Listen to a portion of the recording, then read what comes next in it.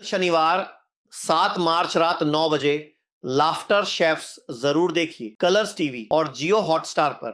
इस खास एपिसोड में आयुर्वेद पर बात करते हुए मैं भी नजर आऊंगा। मिलते हैं कल रात 9 बजे। मशहूर आयुर्वेदा और हेल्थ एक्सपर्ट, प्लीज वेलकम आचार्य मनीष जी का।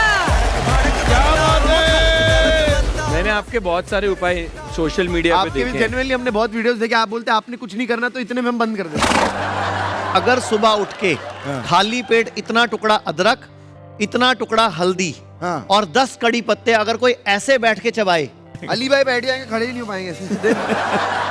तो उससे आपके ना तो कभी घुटने खराब होंगे, रीढ़ की हड्डी का कभी ऑपरेशन नहीं होगा, लेडीज को पीरियड्स की प्रॉब्लम नहीं आएगी, और सबसे बड़ी बात, भारत की सबसे बड़ी समस्या कब्ज जी, ये होगा ही नहीं ना, क्योंकि ये हमारा नेचुरल पोज है पोटी का।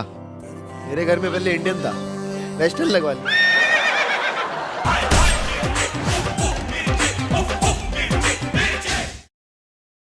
Laughter Chef Season 3 Special Partner Pet Shuddhi, a complete gut detox kit for your good health.